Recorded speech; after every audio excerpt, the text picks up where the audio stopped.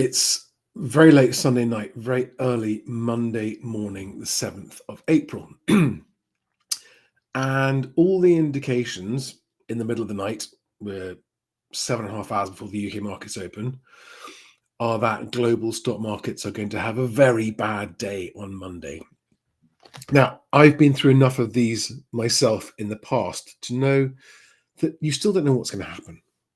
But there does seem to be, with every passing minute, increasing indication of it being pretty bad. Now, it might end up not being that bad. It might be bad and then bounce back. You just don't know. But I just wanted to put this video out tonight to just give everyone a little bit of food for thought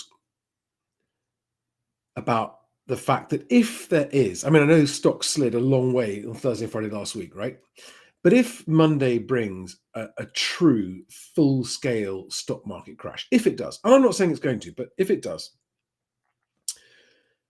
the thing that will make it the most unusual and interesting one that I'm aware of and that I've seen is that it would appear to have been premeditated and planned and warned about, and everybody knew it was coming. And yet almost everybody, except for the very smartest people, for example, Warren Buffett, getting all of his money out of stocks and shares and putting it into T-bills, everyone's been blindsided by it. Now, I don't know where to start with this. In 1987, I was 15 years old when we had Black Monday in October 1997. And I remember that. I was at school. But I remember it because it hit my stepfather's business very hard. And I just remember that, right? It had a profound and big impact on my father's business and the family. And so, you remember things like that when you're 15 years old. In 1992, on Black Wednesday, when the UK government basically lost all faith, everyone lost faith in them, I was on the LIFFE exchange floor, the London International Financial and Futures Exchange floor. 2,000 people in one big room with no windows, but like a nightclub, except it was really brightly lit. All wearing crazy colored jackets, just like they did in the film Wall Street, screaming and shouting, and I was one of those guys. And I'll never forget that day. That was a stock market crash too. In 2008, I remember it. I did see it coming. Luckily, I was working with people who were ahead of this stuff, and we saw it coming, and we were kind of prepared for it. But it still kneecapped my business. In 2008, at the beginning of 2008, I employed 120 people in 3 countries, and a year later, it was a quarter of that. So 2008 wiped out my business at the time. And what's happening now can be traced back to 2008, in my opinion. This is just my opinion. And no matter what I say, there'll be people who disagree with it. That's fine. I'm just sharing with you some late Sunday night thoughts before I go to bed. When the Bank of England started printing money furiously and slashed interest rates back in 2008, and everyone said, it's a mistake, you're going to kick the can down the road. And when it finally blows up, it's going to be worse. And I think there's a chance that what's going to happen tomorrow morning, Monday the 7th of April, might be the can that we've kicked down the road for the last 17 years. We're finally catching up with it. Now, I'm condensing a huge amount of information into an overly simplified thing here. But the other thing that's happened since 2008 is globalization, right? Proactively, openly, publicly pursued by pretty much most of the world. And globalization has happened, and there have been those who have done very well out of it, and there's been everyone else who's left behind. And you could argue, and some people do, that it is globalization that has contributed to the level of wealth inequality that we see all around the world now. I'm not saying that's my opinion. I'm saying that's one opinion, that globalization has caused a big division.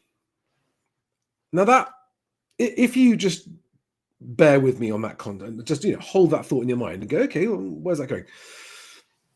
And I'm going to mention the T word now. And before I do, I just want to say there are so vanishingly few people I can find to have a balanced conversation if the word Trump enters into it. I've never known a single word elicit more extreme reactions on both sides, for and against. And it's incredible. But if you just step back and ignore all of the the guff about everything and look, one of the things that I think could be at the end of this utter chaos that we're going through, right? And there is, don't get me wrong, right? It's chaos. These tariff announcements last week have caused total chaos. But nobody can say they were surprised, right? No one can. He was telling the world he was going to do this if he got elected, before he got elected. Nobody can be surprised. And if you are surprised, then, well, I don't know why anyone's surprised. But what do we know objectively about his position?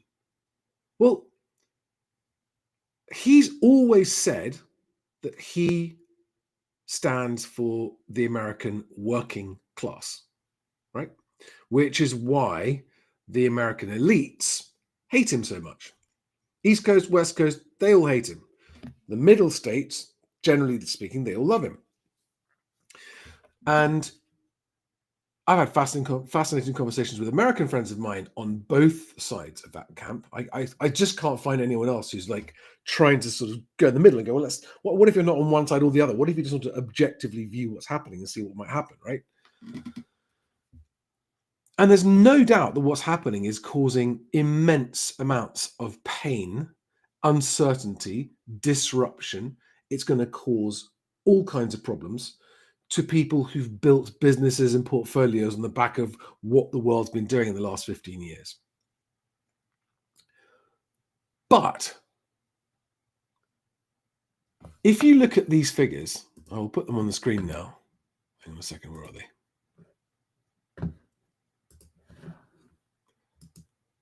Then a really funny thing happens, which is that if, that's a big if, right? But if this plays out how I think it might, I don't know how long it takes. Then there is a chance that this event that's happening now might be the single thing that ends up reducing wealth inequality faster all around the world than anything else ever could have, which would put Gary Stevenson in the thumbs up camp for Donald Trump, which would be very weird to see because he hates him quite clearly. But look at this. Look at this. This is absolutely remarkable. I was looking it up earlier, right? And let's just get it as big as I can on the screen for you so you can all see it. Right? 1% of Americans own 54% of the US stock market. 1% owns 54%. 10% own 93% of it.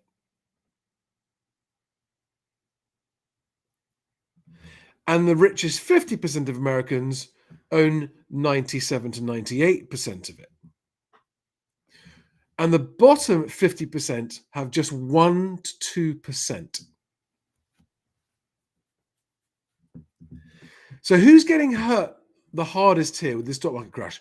It is the rich, it's the top 1% of Americans, right? It is the billionaires who are getting absolutely skewered by this, by what's happening, and by what's about to happen, I think. Which is interesting, isn't it? I mean, I don't see exactly how this is too complicated, right? Anyone who says they know what's going to happen, well, I mean, kudos to anyone who thinks they know what's going to happen.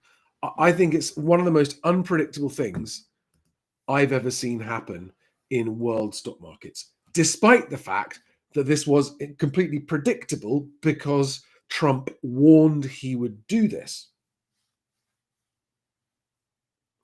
I've got close personal friends who have been really badly hit already by what happened last week.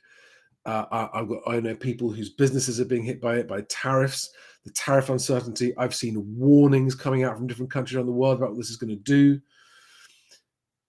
But he said he was going to come for the globalists. He did. And that's what he's done. That's what he's doing. I don't know if it's a good or a bad thing. I don't think anyone can until the dust settles from this.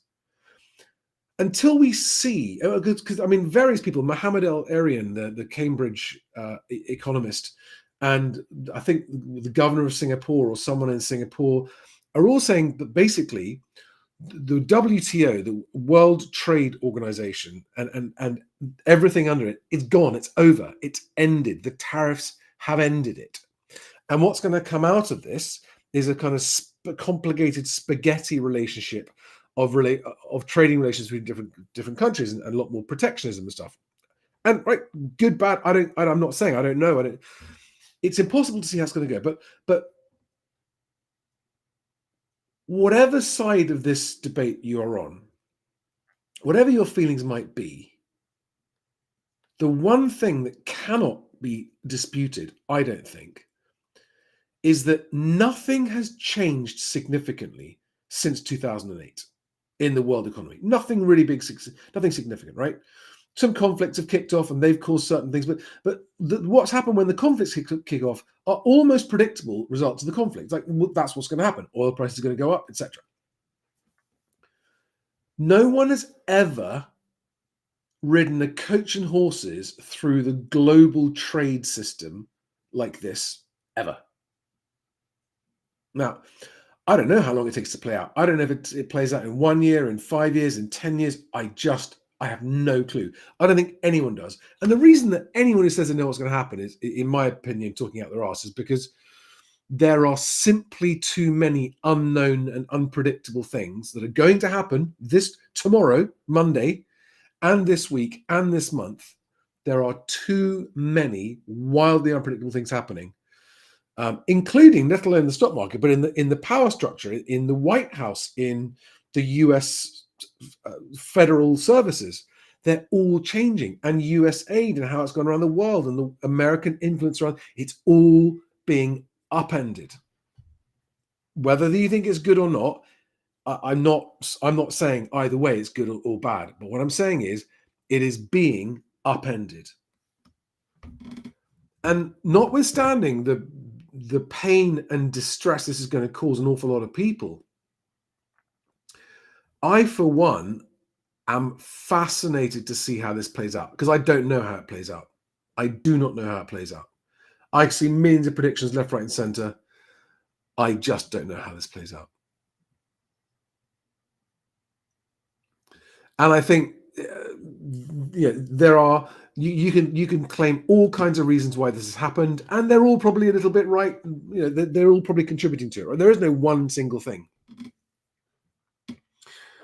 But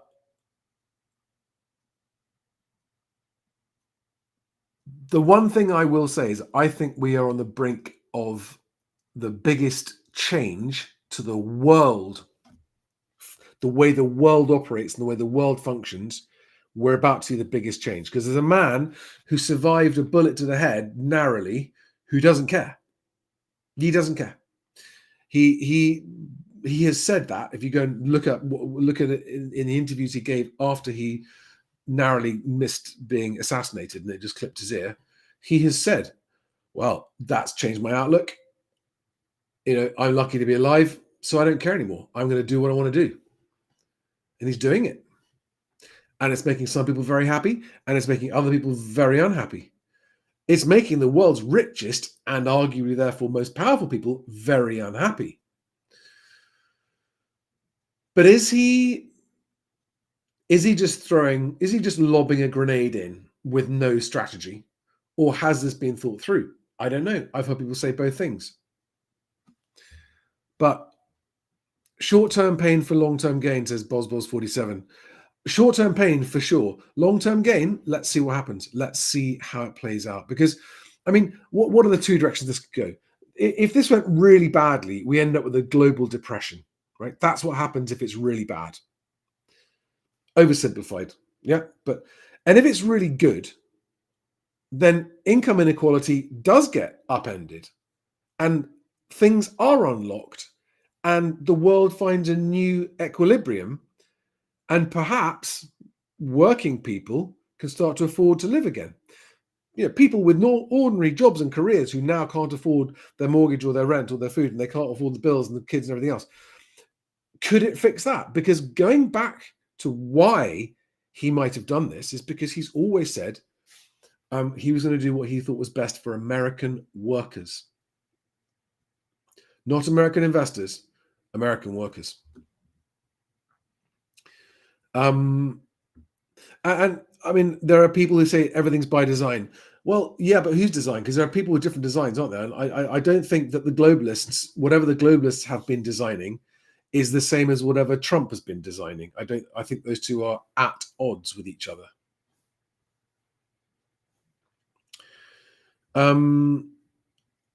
Chacha says, any key voices on Twitter you can point us to make sense of what's going on? In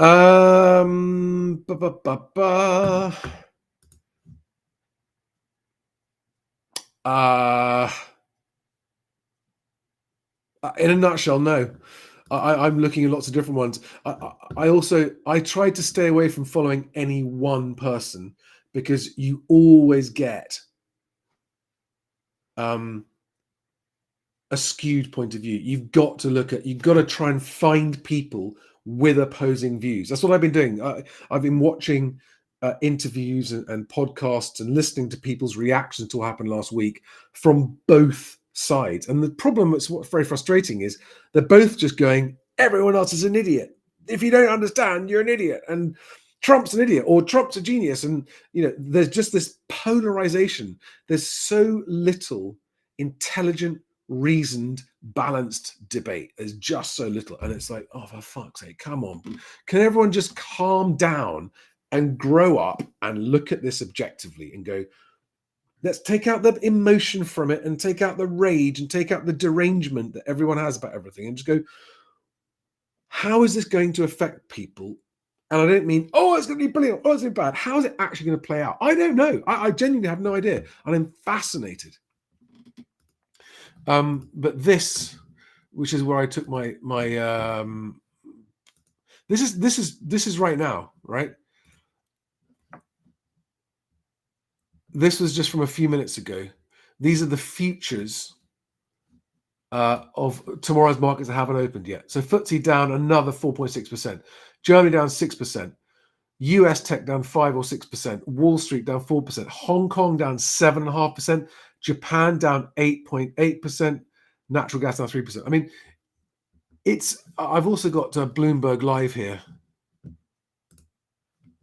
Wow, Trump on Truth Social just now showing no signs he's planning a reverse on tariff. Someday people will realize that tariffs for the United States of America are a beautiful thing. Interesting. I just don't know. So this is the live updates. Gold is even slumping.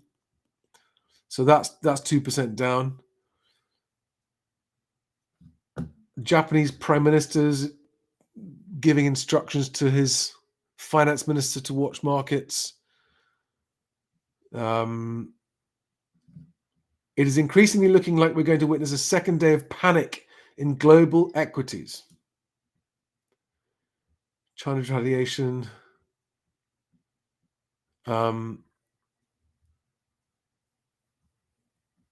Right, yeah.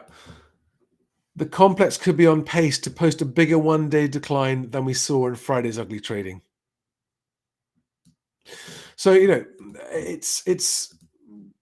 it's looking like it's going to be a dramatic day on global stock markets. Ian Quinn says, isn't T, I assume you mean Trump, isn't T one of the 1%? Yeah, I think he probably is, but I don't think he owns stocks. He's just got his own his wealth is all in real estate, right? The top 1%, yeah, he's always been an outlier amongst that crowd. He's always been unpopular with them. And I don't think he cares. I think missing that bullet changed. If you watch him being interviewed at length about it without any editing or cutting, and you hear him, he sounds like, yeah.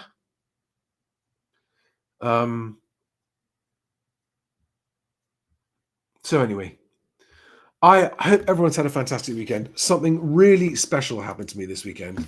I want to say it because it's relative to this channel. I've had a wonderful 48 hours with my kids at the beach in North Devon in the sunshine. We've been in the water with surfboards and just splashing about having fun. It's been wonderful.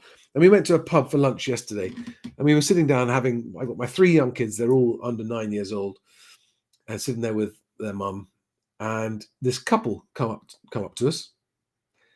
And they're viewers of this channel. And I wish I'd asked their name because I didn't get it and I'd like to thank them. And they came over to thank me, and they actually had there were 4 of them because their parents were there as well. And they raved about the channel and said that they're now in their dream home, and it was thanks to what they learned from watching this channel. And it was wonderful. It's so nice, and it made my day. And then they turned to my kids and said, "Your dad's awesome," and that just slayed me. I literally was like, "Oh, my eyes are watering." It was one of the coolest, nicest things that's ever happened. And my kids' faces were just like, who are these strange people coming up and telling us that our dad's awesome? It was a really, really, really magical moment that I will remember for a long time. So whoever it was that did that, thank you so much. I really appreciate you coming over and taking the trouble to say hello and let me know. That made my day, made my weekend. It's made my year pretty much so far. What will a global recession mean for UK house prices? Well, I saw one comment already on Bloomberg that the Fed might be briefing on having to cut rates before their next meeting, and that would probably spread to the UK as well. But that means that there's desperation, and it means the economy is going to crap, and people aren't going to be buying much of that. I honestly don't know. I mean, it's not often in this scenario that you see house prices go up, is it?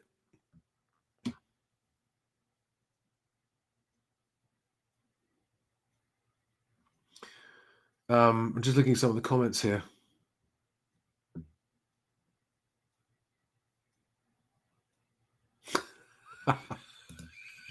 Man about house says, your eyes are watering because of the shit in the North Devon seawater.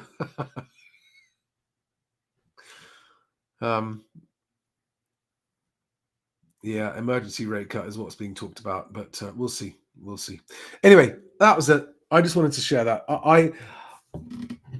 There's going to be pain and disruption, and I think the kicking the can down the road since 2008 might be coming home to roost for the world economy, which has just been living off stimulation of one kind or another for a very long time, not just in the UK, but in Europe and the US and around the world. And I think Trump has come in and gone, I'm ending this. Ching. With his tariffs. Mike Dennington, I said tariffs would shake up the financial world, hence they have. Yep. Well, if you did say that, you were right.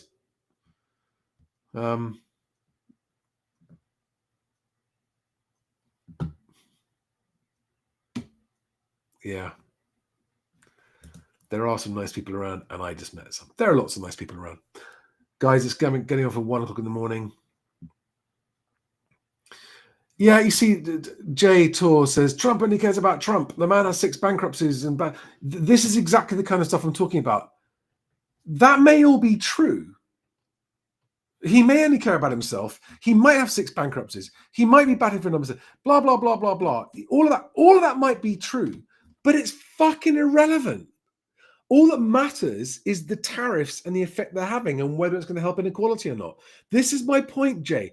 It doesn't matter. All that stuff about him, he is the president, whether people like it or not. He's wielding his power. And all that's worth discussing is what the effects of his decisions are going to make.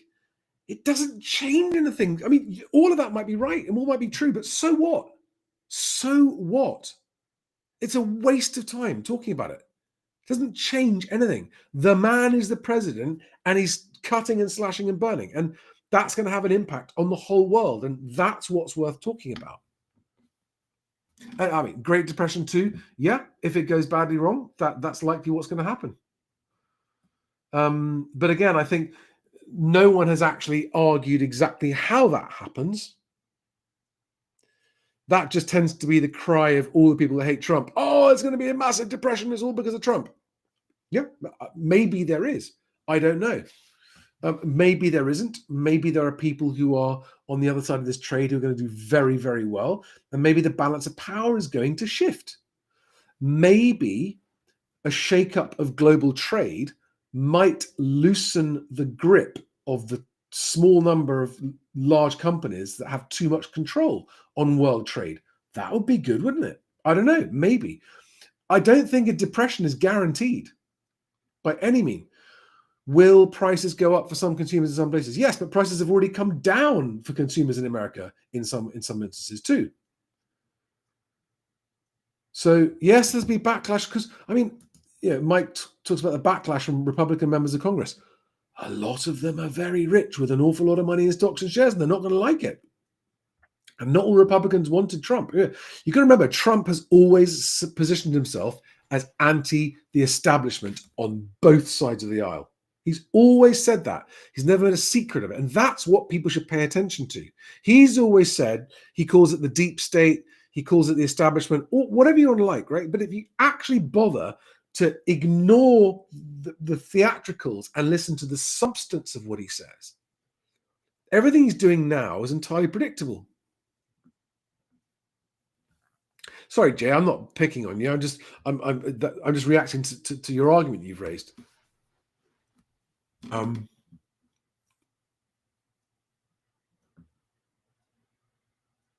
Yeah, you see, some people think Trump cares about the country. There are a lot of Americans. Well, I mean, they voted for them, didn't it? The majority of them voted for him, so they believe he does care about them, or they just want the end of the establishment. Either I know Americans who voted for him not because they liked him, they didn't like him, but they disliked the establishment even more. I know Americans who voted because they're like, I don't like the Republicans or the Democrats. I don't like the establishment. I can't bear Trump, but if he's going to lob a grenade into the establishment, then that's why I'm voting for him. Aaron Hughes says it's going to fuel inflation for us and America. How do you know?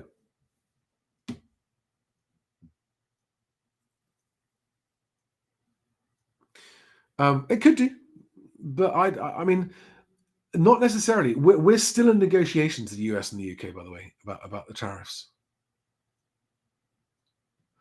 Now you see, Philip Thompson says Trump is a front man for America, just like Starmer. Only difference is the puppeteers.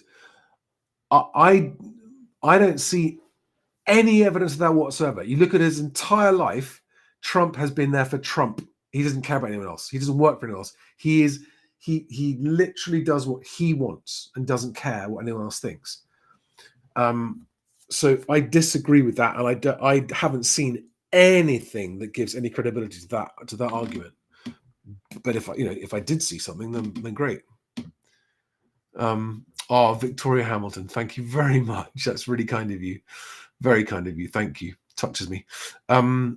And Jay says, completely okay with me. I get it. Cool. Thank you. I'm glad you took my response as it was intended and didn't take it personally. Yeah.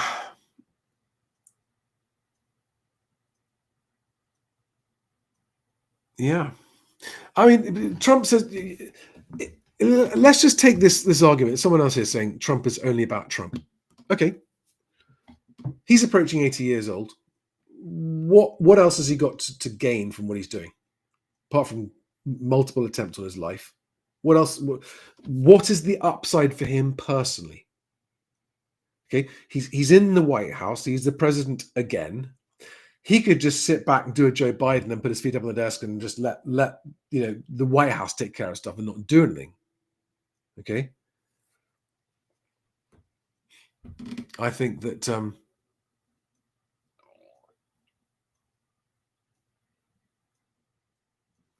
Yeah, you see, Jay, I'm going to disagree with you again here. You're saying I think even people who agree with the tariffs aren't happy with the completely chaotic way it has been announced and interpreted. I, I it was warned. It was trailed in advance. They gave dates. They said what was going to happen. I don't know how else they could have done it. Um, and the financial markets. No, if you listened to what he said he was going to do and were able to then foresee the results of it, then you would have been able to react to it.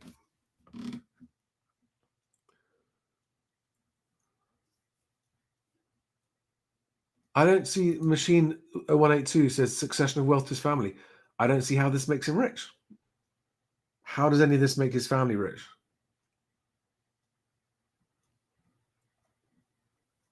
I don't know anything about the individual tariffs. I've got no idea. It's too. I mean, you go mad trying to figure it out, right? Hundreds of countries, all with different tariffs. If you wanted to ask me just what is my bloke down the pub opinion of what he's doing, he's negotiating. He's negotiating. He's open to do deals, and that's what I think he's doing.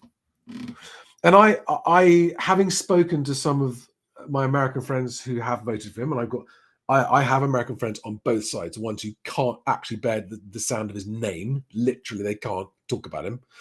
And I have friends who are huge, massive Trump fans and always have been. And those ones say, they always say that, and these are working class Americans, right? Not posh, rich, fancy guys. These are working class, salt of the earth Americans. They say no, he's always been for the working class, and they believe it completely. And you know what? You can't. When you look at the wisdom of the working class are normally the ones who call out the frauds first. In my experience, they're normally the ones who go, nope, these are wrong.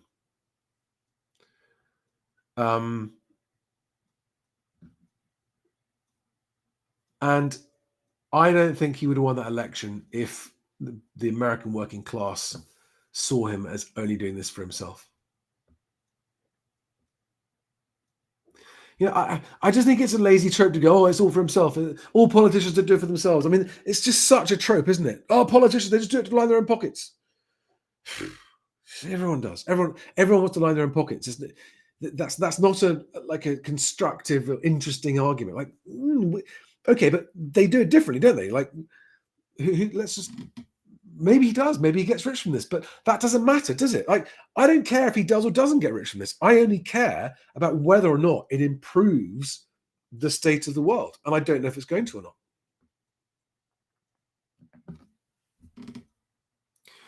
I think a lot of people. Listen, I know a lot of ultra wealthy people. I say a lot, but I mean not hundreds of them, but I know a lot of ultra high net worth people, and I can assure you that whilst they're very, very careful about managing their money, their objective is holding on to what they've got is more important than making more, right?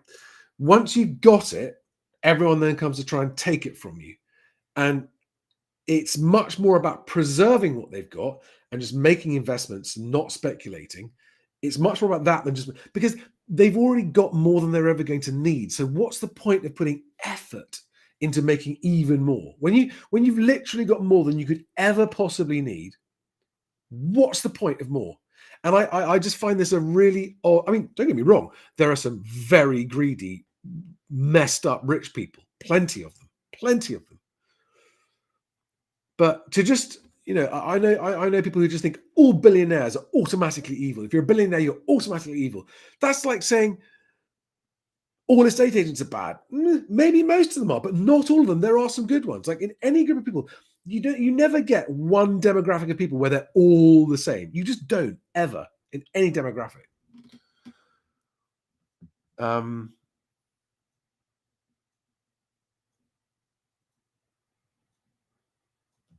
Mike Dennington, I agree with that completely. Politicians don't get paid enough to do it for themselves. Another reason why they're so bad at their jobs. I 100% agree with that. In the UK, politicians do we're paying peanuts, and that's why we get monkeys.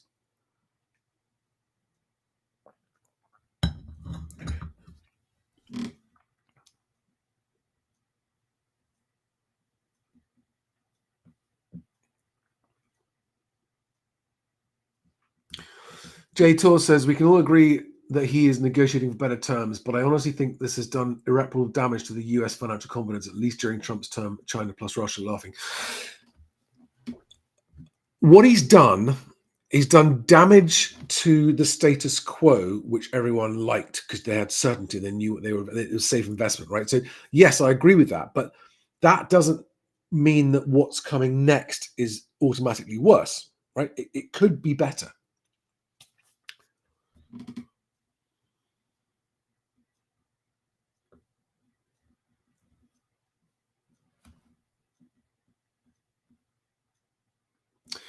I'll tell you something. Man About House makes a very patronizing comment about the Americans, about your typical American, right? Which I don't agree with either. But it has made me think about this, which is that when you do come across what you're referring to in anywhere, right? In terms of intellectual IQ, the very lowest denominator, I have found that they tend to have the best instincts because that's what they rely on. Right? They might go, look, I don't understand anything about this. I don't understand. It's all complicated. It's all gobbledygook. I don't get it. I don't get it. I don't get it. And the minute people start to get a bit of intelligence and a bit of IQ and think to think that they know a bit more than the lowest level, is when you get the real idiots, right? All the way up through. I mean, I've personally witnessed this all the way up through, especially in academia, up to professors and people with PhDs, right? On a certain metric, the most intelligent people. But in other ways, like gobsmackingly short-sighted and unintelligent. And so never underestimate the importance of the collective opinions of the people you're referring to, Man About House. Oh, are you American? Don't patronize them. I honestly think anyone who gets up, goes to work, does an honest day's work, contributes, raises a family, is an asset to society. Doesn't matter what level you are, right? You get up, you go to work, you earn a living, pay taxes, have a family. You are an asset to society. And I think it was Churchill who said, any man who does that has just as much right to decide who he wants to govern him as anyone else. And I agree with that.